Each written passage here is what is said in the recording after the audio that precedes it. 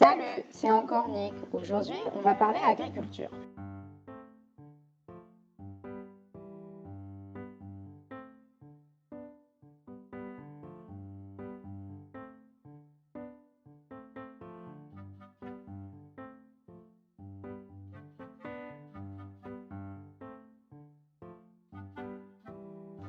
Tout d'abord, l'élevage intensif de Westland.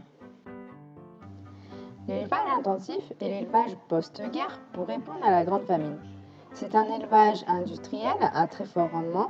Beaucoup d'animaux sont élevés sur une petite surface. Ils sont souvent enfermés et ont une croissance rapide.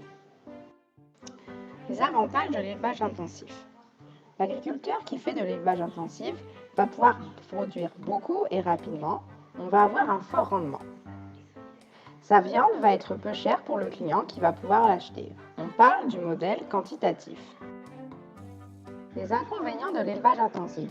Les animaux sont plus susceptibles aux maladies et soins vétérinaires. On utilise beaucoup d'intrants comme des antibiotiques. La pollution de l'environnement par la mécanisation peut être importante. L'investissement pour l'agriculteur est au début lourd, il faut tout construire et partir de zéro. L'élevage extensif. L'élevage extensif ou pâturage extensif est un élevage qui se caractérise par des grandes surfaces dans lesquelles les animaux accèdent et se déplacent librement. Les animaux peuvent ainsi se muscler en courant et gambadant. Les avantages de l'élevage extensif. Cela demande peu d'intrants, ça demande peu d'investissement de la part de l'agriculteur. On peut obtenir des revenus sur des zones qui ne sont pas cultivables en y mettant des animaux. On favorise la biodiversité en limitant les intrants.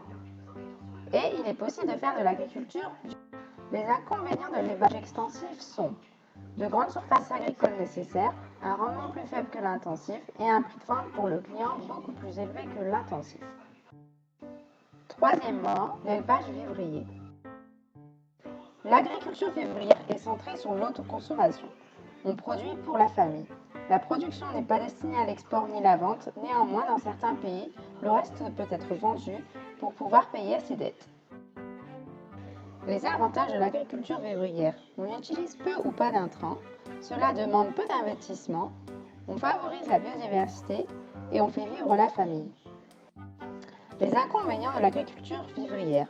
Comme on n'utilise pas d'intrants, on a une mauvaise conservation des récoltes qui sont plus sensibles aux maladies, on a un rendement plus faible que l'intensif et on doit tout faire à la main, peu de mécanisation est à notre disposition.